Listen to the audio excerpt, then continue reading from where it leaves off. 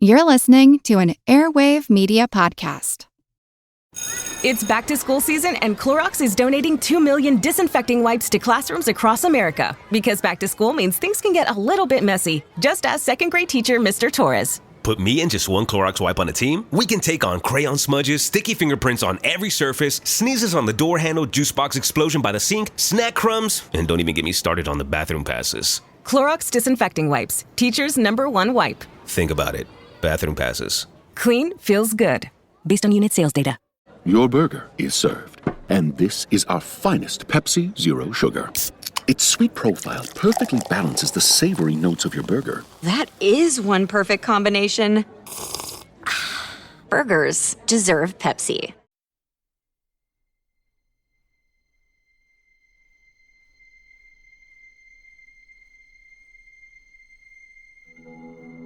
Last October, I explored the origins of the legend of werewolves, and during the course of that exploration, I was obliged to speak about accusations of witchcraft, as the two were intimately connected.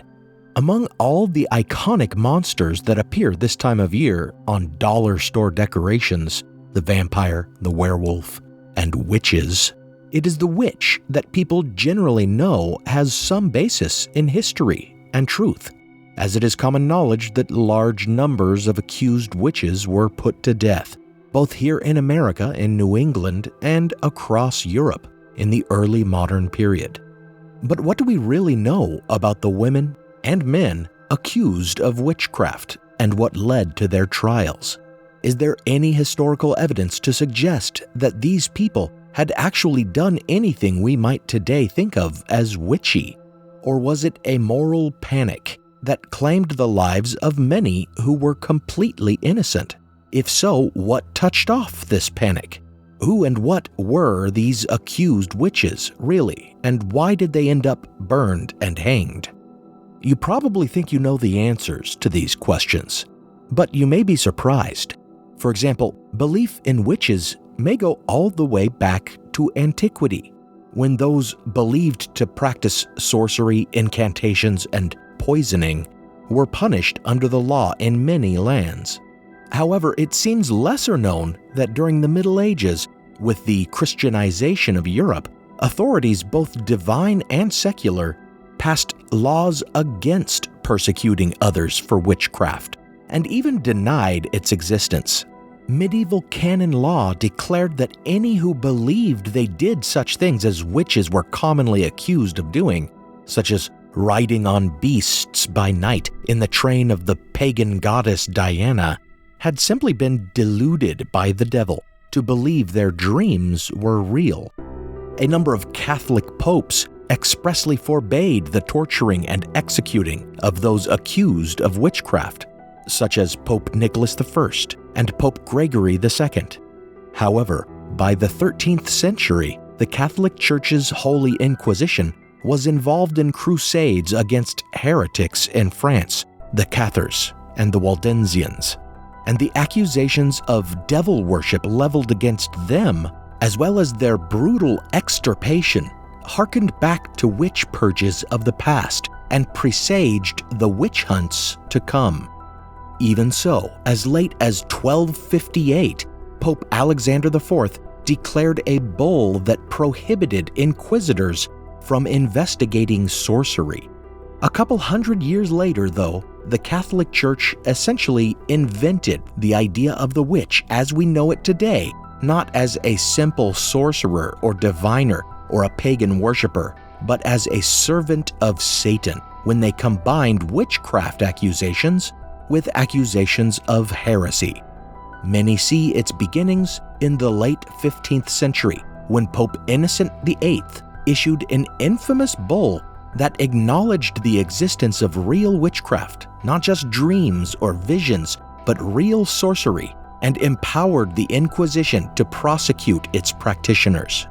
We don't know for certain the exact number of people tried and executed for witchcraft by the Holy Inquisition in Europe during the 16th and 17th centuries, but surviving records indicate that around 40,000 were killed.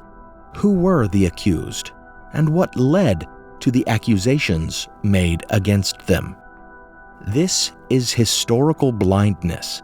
I'm Nathaniel Lloyd, and I'm undertaking a hunt for witches, but mine is a fact-finding mission, and I will purge only myths.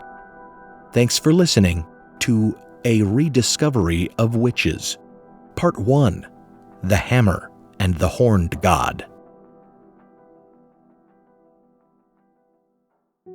Before we move on in the episode, I want to take the time to thank several new patrons on Patreon: Raymond, Ben, Alicia, Adriana, Jay, Abby, Owen, Simon, Alan, Kyle, Emily, Devlin, and L. Cincinnatus, as well as J.S. You pledged a while back and I'm unsure if I ever thanked you.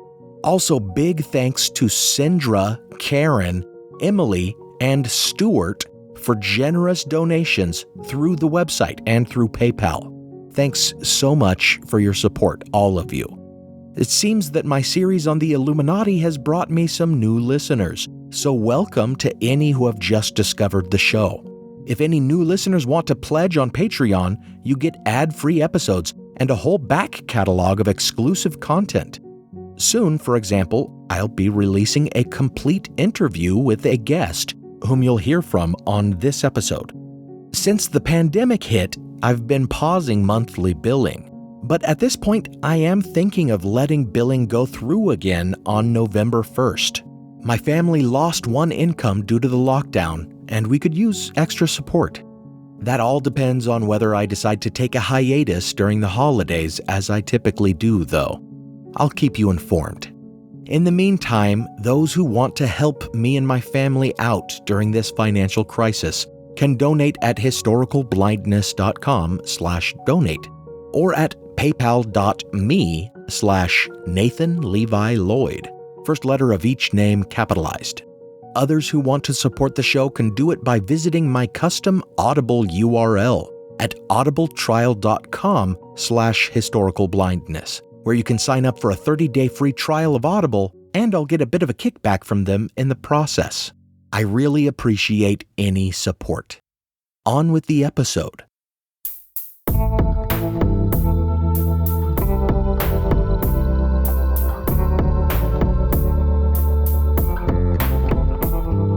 Welcome to Historical Blindness. I've always covered something a bit spooky around Halloween. In 2018, I spoke about Spring-Heeled Jack and the Devil's Footprints in Devon. But most of my other Halloween episodes have really focused on moral panics having to do with accusations of monstrous behavior. And these episodes really culminate, I feel, with this series. At the end of my first year of podcasting, I did a 2-part series on the history of false accusations of devil worship. And last year, I did another 2-part series on werewolf trials. I'm proud of both of those and encourage you to listen to them this October if you've never heard them. The topic also flows well from episodes I've done this year, starting with the patron exclusive I did on the suppression of the Knights Templar, and through my discussion of the supposed origin of magic and my look at heresy and heterodoxy in the Apocrypha, I can see a thread. My discussion of anti-Semitism through the ages certainly serves as a parallel to the witch hunts I'll be discussing, and even my series on Mary, Queen of Scots, connects. For her son, James, as king, wrote his own book on witchcraft, justifying the prosecution of witches under canon law. I even see a direct connection to my last episode, in which I drew a connection between QAnon conspiracy theories and long-standing conspiracy theories about the Illuminati. To clarify, the accusations made by QAnon believers owe a lot to witchcraft accusations, for they claim that the deep state is run by devil worshippers who torture and kill children in order to harvest from them adrenochrome, a drug they enjoy, or simply to eat them. Anyone who has studied witchcraft accusations recognizes these claims. Witches were also accused of being devil worshippers who ate children or sacrificed them, or harvested fat from them to make their hallucinogenic flying ointment. One could argue, in fact, that QAnon is just another witch hunt. But despite the progression from topics I've covered this year and throughout the lifetime of the show, I have found the witch hunts of early modern Europe very difficult to parse and wrap my mind around. First of all, it feels wrong somehow to question what these women's lives were like, what they might have done for neighbors or authorities to target them for prosecution as witches, as if I'm engaging in victim blaming. Yet the more I look into this topic, the more a cut and dry claim that all accusations had sprung from the fevered imaginations of inquisitors seems untenable. Yet neither can I entertain the notion that witch hunters were justified in their prosecutions. It's just very complicated. But I think any good historian will say it's really complicated. It's a little of both. That's Sarah Handley Cousins from the fantastic podcast Dig. She and her fellow hosts have been doing a series on witchcraft, and she'll be helping me to untangle this knot. We have a joke on our podcast that we are constantly saying the word complicated. Like, we have to go back through our episodes and take out instances where we're saying, well, it's complicated. You know, I remember one episode where I just said, I think in every other paragraph, this was really complicated. And that's because history is really complicated. So we must consider all sides. What did the inquisitors believe of the accused? And what different views of them have historians taken? And what theories are there for why the witch purges of early modern Europe happened?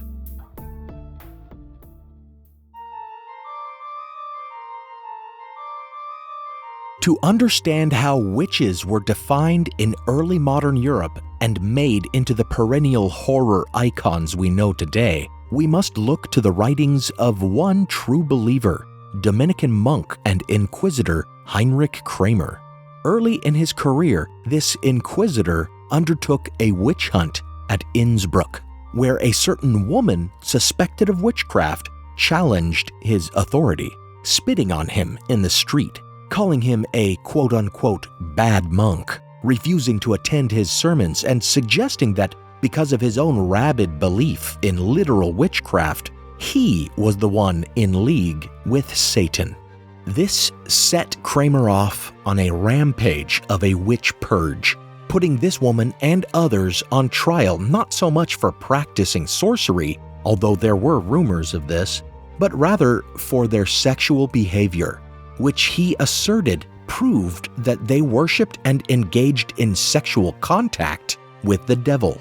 The local bishop, however, disagreed, finding that Kramer asked leading questions, quote, presumed much that had not been proved, end quote, and, quote, clearly demonstrated his foolishness, end quote. After the trial had been vacated, Kramer went home and stewed over it, and ended up, as a defense of his actions and a rebuttal to his critics, writing what turned out to be the most infamous witch-hunting manual of the era, the Malleus Maleficarum, or Hammer of the Witches.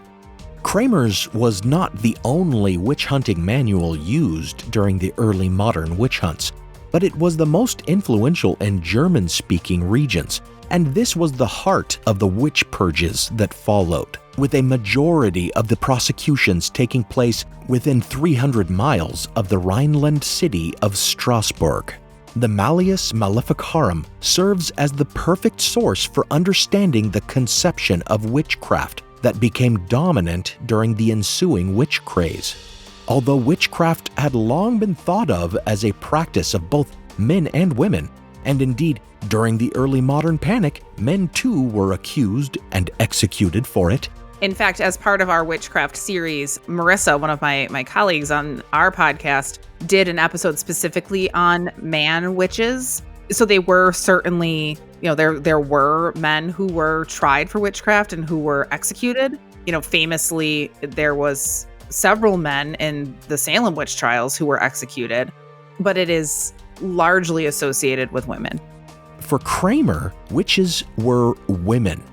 As at Innsbruck, Kramer blamed what he perceived as their lustful nature as well as their supposed intellectual weakness for their susceptibility to the devil's charms. A witch, he argued, was not simply a woman who performs magic.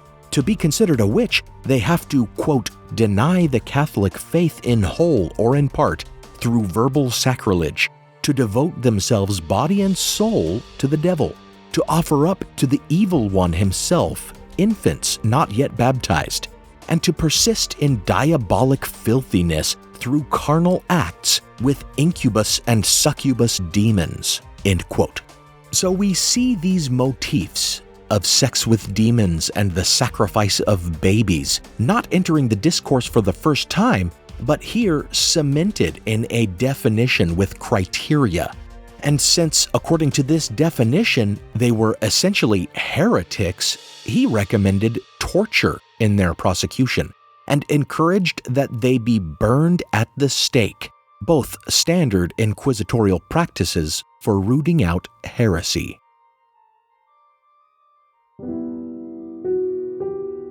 To think of Kramer's understanding of witches as an artifact of a dark age of ignorance that disappeared with the Enlightenment would be erroneous, though, for even in the 20th century, at least one erudite and scholarly writer was giving them credence.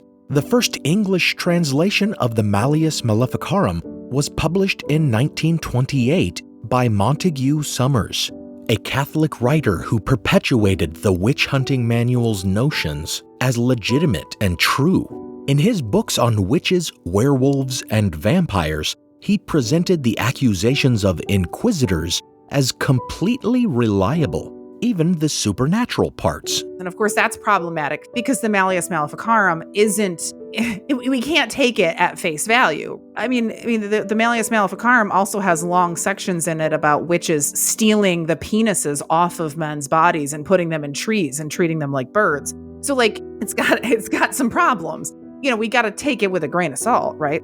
But more than this, he painted the picture of witchcraft practitioners as a vast conspiracy, like unto the Illuminati, describing the witch as, quote, an evil liver, a social pest and parasite, the devotee of a loathly and obscene creed, an adept at poisoning, blackmail, and other creeping crimes, a member of a powerful secret organization inimical to church and state, a blasphemer in word and deed, swaying the villagers by terror and superstition, a charlatan and a quack sometimes, a bawd, an abortionist, the dark counselor of lewd court ladies and adulterous gallants, a minister to vice and inconceivable corruption, battening on the filth and foulest passions of the age, end quote.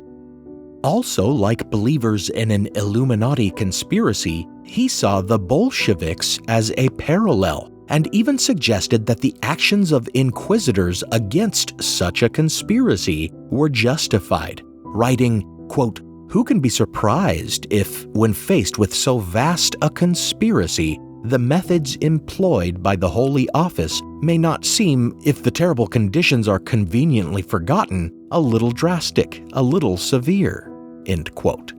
And while acknowledging the misogyny of Kramer's Malleus Maleficarum, he makes the loathsome suggestion that such persecution might be just what was needed for the women of his own day, stating, quote, I am not altogether certain that they will not prove a wholesome and needful antidote in this feministic age, when the sexes seem confounded, and it appears to be the chief object of many females to ape the man, an indecorum by which they divest themselves of such charm as they might boast, end quote.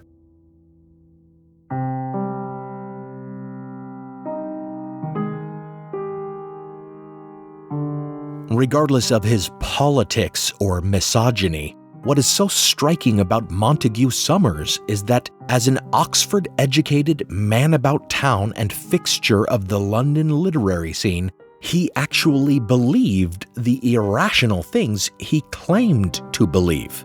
One might blame this on his religious background, but his religiosity may have been an affectation. He was ordained a deacon in the Anglican Church, but after a scandal in which he was accused of sexually assaulting boys, his career in the church came to an end. He converted to Catholicism after that, and appears to have pursued ordination as a priest so single-mindedly that he traveled to Italy in search of a cardinal who would be willing to ordain him in an unorthodox ceremony. So it seemed the pretension of being a clergyman was more important to him than any doctrine or faith. He was known to go about town in a cape and the black felt shovel hat typical of clergymen, presenting himself like an 18th century inquisitor. In fact, his interest in witchcraft too may have been an affectation. Originally, he had made a name for himself as a scholar of Restoration theater. After being approached by a publisher who requested he write a volume on the occult, Summers wrote the first work in what would end up being a large body of work on the topic. And after his first more academic treatments of the topic, he pivoted into works on the occult aimed at popular audiences, and even into writing Gothic horror fiction. Montague Summers was a contemporary and acquaintance of Aleister Crowley, and it may be that he was influenced by Crowley's own cultivation of a public image as an occultist and warlock. Some contemporaries believed Summers was himself an occultist, and that he wrote of such things from experience. But based on Summers' surviving letters and his work, it's much more likely that he had been attempting to cultivate an image of himself as a counterpart to Crowley, a modern witch hunter to Crowley's modern witch. On Montague Summers' gravestone, the epitaph reads, quote, "Tell me strange stories," end quote. And this suggests that rather than being a true believer, perhaps he simply enjoyed a good dark tale, as do so many of us. Now for a brief intermission.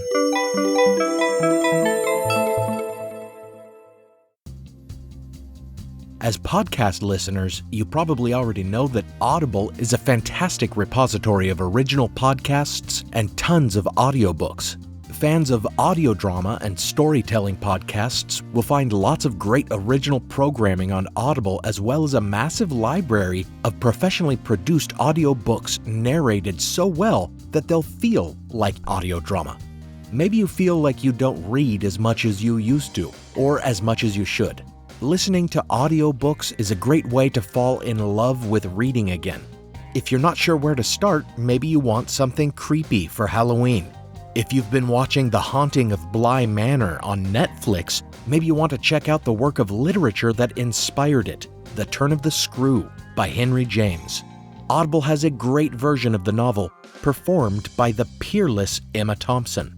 In order to directly support this show and me and my family, go to www.audibletrial.com/historicalblindness to get your free 30-day trial of Audible and pick up a free audiobook. For every one of my listeners who signs up for a free trial at that custom URL, Audible sends me a bit of money, so you really are helping me out by doing it. Sign up, enjoy an audiobook or original podcast. Cancel it if you aren't into it, or keep it. They have a variety of membership plans to serve both avid and occasional readers. Once more, that's audibletrial.com/historicalblindness, and I'll put a link in the show notes. Thanks for your support.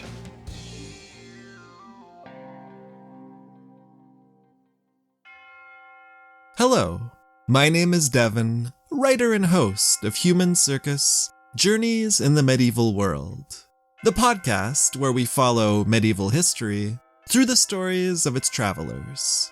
There are Franciscan monks going overland to visit the Mongols, Florentine silk merchants at the Sultan's court in Cairo, Abbasid envoys observing Viking funerals, and a medieval bestseller, an English knight who perhaps didn't exist at all. There's Prester John, and there's dog-headed men, and there are accounts of the miraculous and the strange. For those stories and more, Join me on Human Circus Journeys in the Medieval World.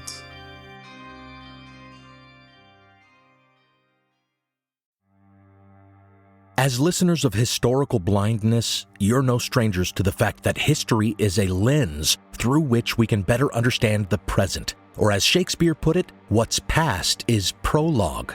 History is the indispensable context without which we cannot hope to truly understand current events. You understand that, and so do the creators of the American Scandal podcast. Every season, they immerse listeners in the biggest controversies in U.S. history, helping us understand America's dark side and learn from its troubled past. Its latest season, Ruby Ridge Standoff, delves into an incident that sowed the seeds for the rise of the modern radical right.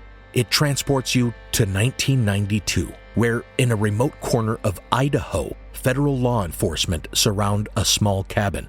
They've come for Randy Weaver, a survivalist who took his family to the mountains in anticipation of the apocalypse.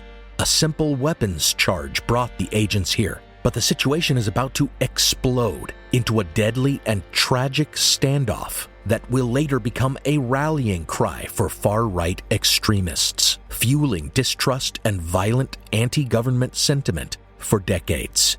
Follow American Scandal on the Wondery app or wherever you get your podcasts. You can binge all episodes of American Scandal's Ruby Ridge Standoff early and ad-free right now on Wondery Plus. Every summer, I'm careful to avoid getting burned. My summer plans always include applying sunscreen so I can attend barbecues and protests without worrying about getting scorched. And when I make my plans by making phone calls, I also don't want to get burned by an outrageous wireless bill. That's why I switched to a Mint Mobile plan and saved enough to take a summer vacation. With Mint, I found no difference in speed or coverage, just a big difference in cost. And right now, you can switch to a Mint wireless plan like me to avoid sweating those surprise charges and overages. You'll just be chillin' with Mint's offer of 3 months premium service on the nation's largest 5G network for just $15 a month. With high-speed data and unlimited talk and text, it might just be the coolest thing happening this summer. This year, skip breaking a sweat and breaking the bank. Get this new customer offer and your 3-month unlimited wireless plan for just $15 a month at mintmobile.com/blindness. That's mintmobile.com/blindness. Upfront payment of $45 required, equivalent to $15 a month. Limited time new customer offer for first 3 months only. Speeds may slow above 35 gigabytes on unlimited plan. Taxes and fees extra. See Mint Mobile for details. Now, back to the show.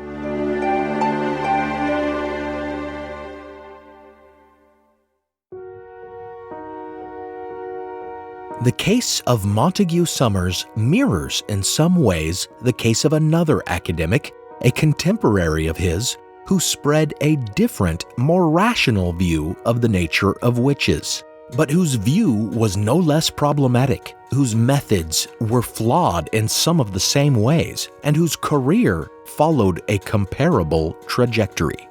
Her name was Margaret Murray. Here again is Sarah Handley Cousins from the Dig History podcast. She recently researched and wrote an episode for her show on Murray.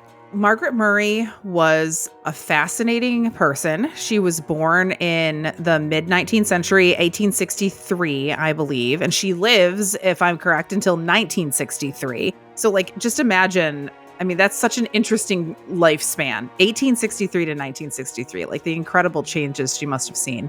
So she was born to from what I understand, a fairly wealthy family. She was born in India and grew up to go to college. She went to the University College of London and became an Egyptologist and was really interested in doing field work and the archaeological aspect of Egyptology, right? Going out into the field and actually doing this kind of research. But she hits sort of a bump in her career during World War I when it's really difficult, well, it's impossible really for her to get to Egypt to do this research, right? And so she finds herself sort of stuck in this rut. And of course, I would be remiss if I didn't also point out that she's also faces, extra sort of obstacles in her career because she is a woman in a male-dominated field. And, one of the things that historians today have done with Margaret Murray's legacy is to remind people that male Egyptologists ended up taking credit for a lot of her work. I'm not a Murray scholar, but in the reading that I did for this episode, one of the things that I thought was really striking is that when she made the kind of switch from Egyptology to folklore, her first move wasn't to witchcraft, it was to Grail scholarship. She was interested in the Holy Grail. She made some of her first work on folklore was to make the connection between the hunt for the Grail and the Egyptians. And that there was this connection between the Grail and Egypt. And as soon as I heard that or read that, I thought, oh my gosh, it's Indiana Jones, Her first book on witchcraft, The Witch Cult in Western Europe, really does make a big splash. And it's one of those books that, from what I understand, it's not just important inside the academy, right? It's not just a book that other scholars are reading, but it's also a book that is making its way into the culture. So one thing that I found when I was researching this that I thought was absolutely fascinating is that H.P. Lovecraft actually name checks Margaret Murray and the witch cult in Western Europe twice in his short story writing. And one is in The Call of Cthulhu, which is one of, his most famous stories. And so it certainly seems reasonable to me that she sort of latched onto this other field and stuck with it because it was something that she was getting sort of notoriety for. And I don't mean that in a negative sense. It probably was incredibly gratifying to feel like you were, finally successful in something and getting that credit.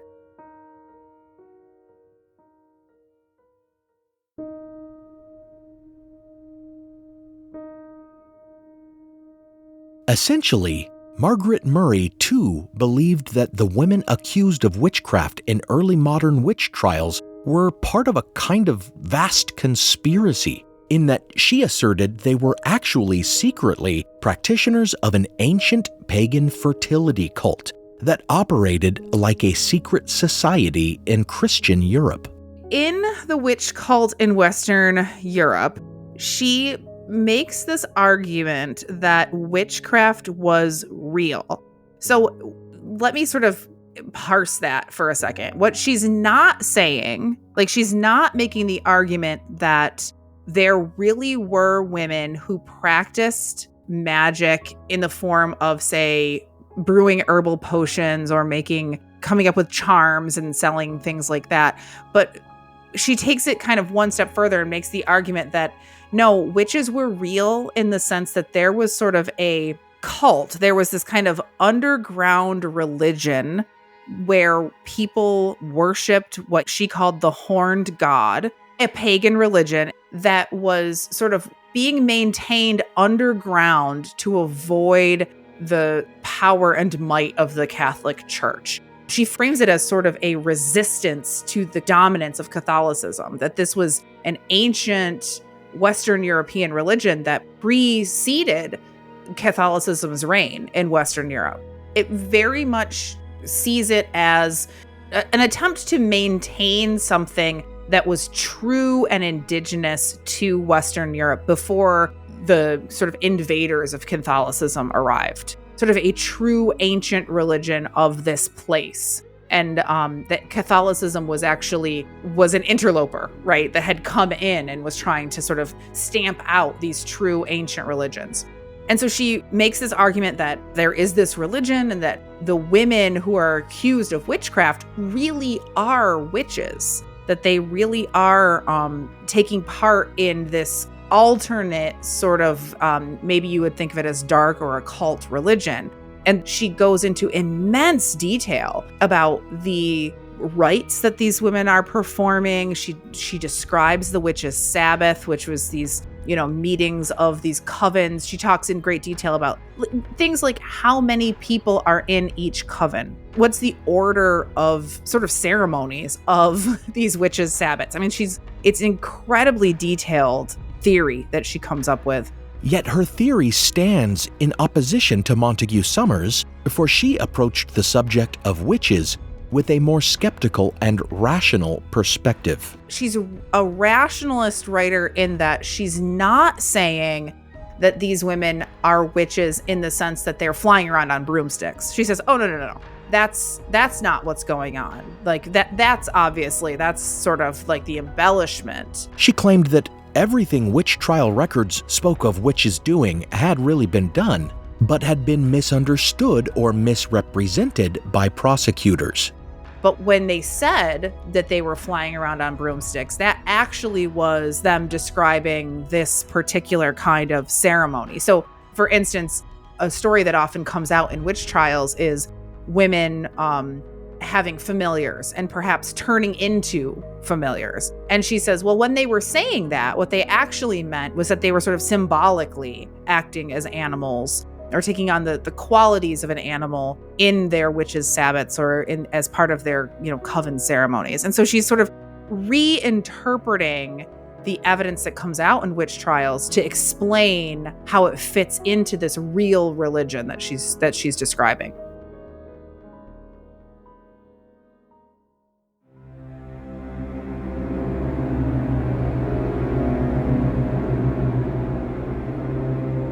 Margaret Murray's theory evolved from her first book, The Witch Cult in Western Europe, to her follow-up, The God of the Witches.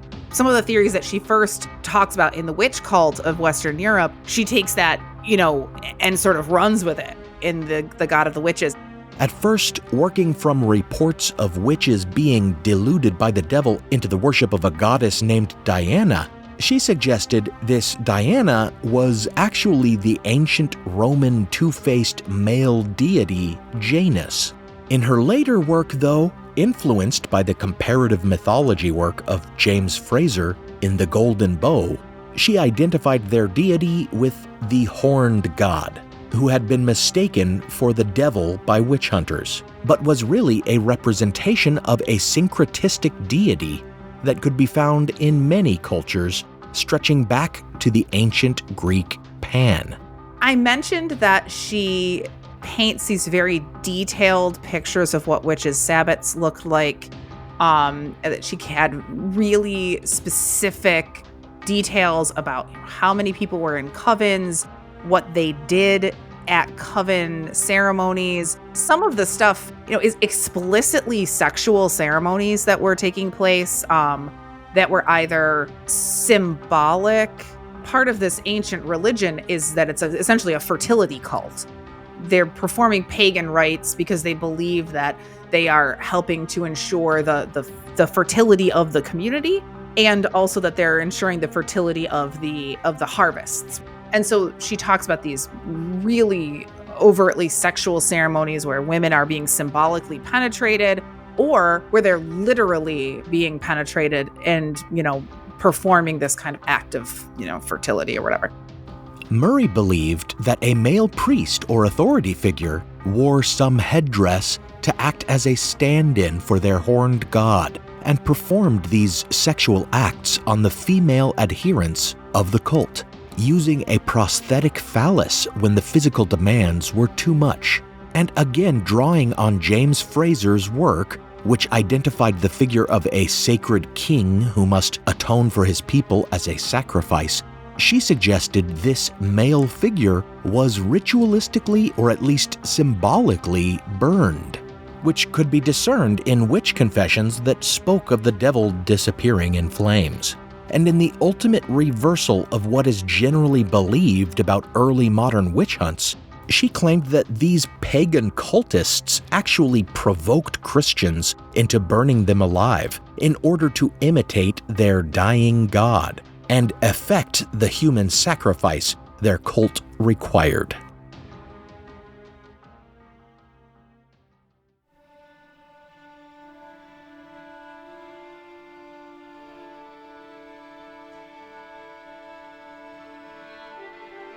At first, the theory seemed promising in its rational view and even believable, and it spread widely when in 1929, Murray was invited to write Encyclopedia Britannica's entry on witchcraft and took the opportunity to present her theory as if it were historical consensus or fact. But it was not, for there were real problems with her ideas and her methods. So, the problems with Margaret Murray's analysis. Some of it she is getting from nowhere. Some of it is purely fiction. When I say that it's fiction, I don't think that she thought that she was writing a fictional narrative. I think that she thought that she was doing interpretation and filling in the blanks by sort of interpreting what she was reading. In some cases, very significant parts of her theory are based on very, very small snippets of testimonies. For example, Murray cited witch trial records that recorded confessions describing intercourse with the devil as being cold as her only evidence that her cult's priests used prosthetic phalluses for their ceremonies. And her insistence that descriptions of the devil disappearing in flames were proof of their burning sacrifice of their horned god effigy seems a bit ridiculous, since the association of the devil with the flames of hell seems a clearer origin for such details. So that's one problem, right? She's basing these kind of large arguments on something that will be mentioned once in a source. This idea that the covens had exactly 13 members. She makes this, states that covens had exactly 13 members. Historians believe now that she got that from one testimony in one trial from one accused person. She's taking a very small piece of information and then sort of expanding on it to a really irresponsible degree. But then I think what's the more problematic aspect of her research is that she's reading trial transcripts uncritically. So she takes the transcripts from these trials where these accused women are giving their testimony, and she's taking it all as very literal. And she's also not thinking in terms of the context in which that testimony is taken. She takes the testimony as literal, except in the instances of these more wild, impossible things. So she says, no, it's not actually true that they were flying, but everything else they said, that actually happened. So ironically, her supposedly rationalist view of witchcraft suffered from one of the very same problems as Montague Summers' work. She presumed that the acts confessed to under duress had actually taken place. She may have sought a different, more naturalistic interpretation of the lurid descriptions than witch persecutors and Summers had, but she never stopped to ask whether the accused may have just been telling the witch hunters what they demanded to hear.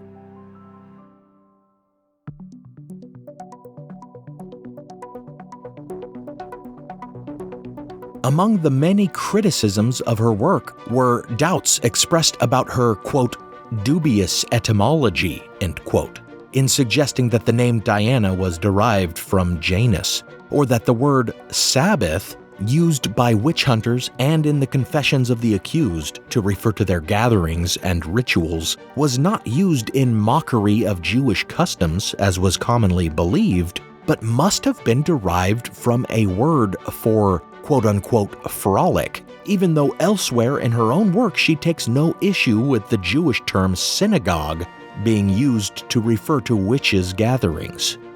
But her principal historiological sins are that she was supremely selective in her use of primary sources, quoting only that which supported her claims and omitting all else. And she presented even her wildest assertions as if they were so clear and obvious as to be unquestionable.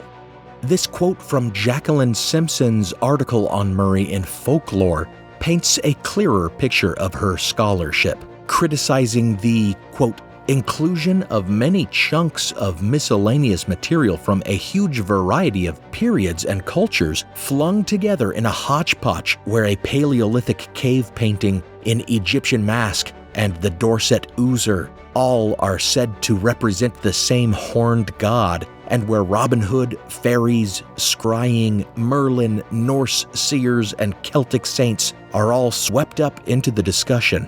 Precisely because the material is so diverse, the links so tenuous, and the tones so dogmatic, untrained readers are naturally mystified and assume that their own limited knowledge is at fault. Overawed, they feel themselves to be in the presence of great scholarship which they dare not query. Her books, alas, are not alone in profiting from this effect." End quote. This method and the reliance on dubious etymology reminds me of the style of another writer who argued that pagan traditions had secretly survived in modern times, the anti-Catholic conspiracy theorist Alexander Hislop, who in his book The Two Babylons argued that Catholicism was just a collection of pagan traditions from antiquity.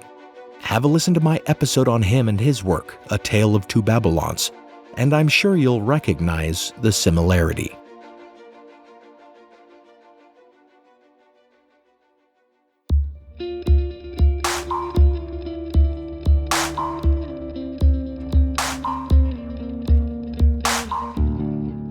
It seems to me that, much like Montague Summers, Margaret Murray may have been bewitched, if you'll excuse the pun, by the popularity of her work on witches and the prospect of further success among general audiences. Certainly, when academic historians and folklorists are generous enough to afford her any praise, it's usually for her early work and not for her later books, which are generally considered to have gone entirely off the rails. I'm less familiar with the third one, but yeah, from what I understand, they get more and more wild and conspiratorial. And in part, that's what makes them so fun to sort of learn about. Maybe she saw that these things were really catching on, that people found them fascinating, and so she kept with it. Her work has had a major impact among feminists.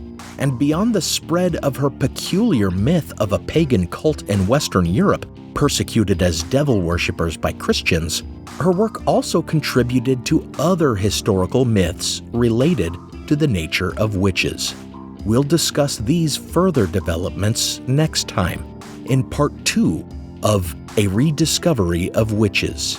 And we'll get down to brass tacks in discussing whether witches really were practicing some kind of magic, and what other reasons may have led to accusations of witchcraft in early modern Europe.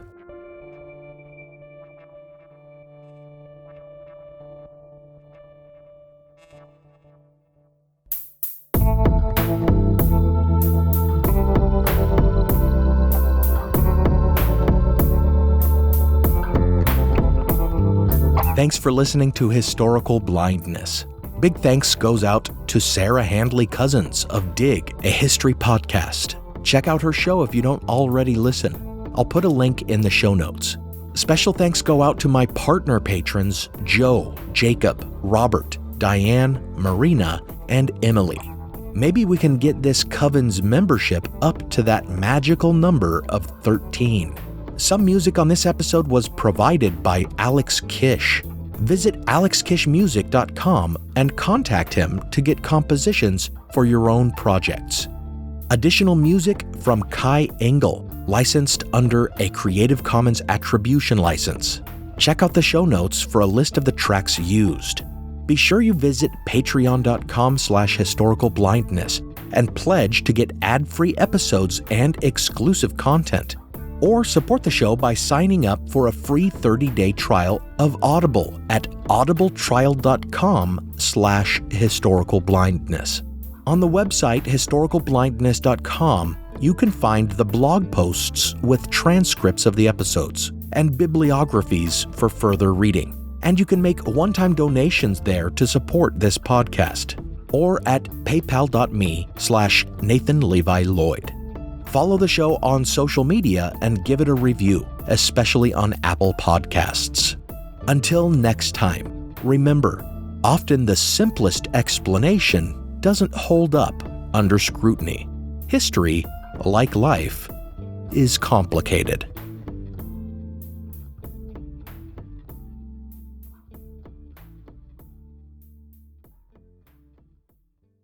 From the creators of the popular science show with millions of YouTube subscribers comes the Minute Earth podcast. Every episode of the show dives deep into a science question you might not even know you had. But once you hear the answer, you'll want to share it with everyone you know. Why do rivers curve? Why did the T-Rex have such tiny arms? And why do so many more kids need glasses now than they used to? Spoiler alert, it isn't screen time. Our team of scientists digs into the research and breaks it down into a short, entertaining explanation, jam-packed with science facts and terrible puns. Subscribe to Minute Earth wherever you like to listen. Have you ever gazed in wonder at the Great Pyramid? Have you marveled at the golden face of Tutankhamun? Or admired the delicate features of Queen Nefertiti? If you have, you'll probably like the History of Egypt podcast. Every week, we explore tales of this ancient culture. The History of Egypt is available wherever you get your podcasting fix. Come, let me introduce you to the world of ancient Egypt.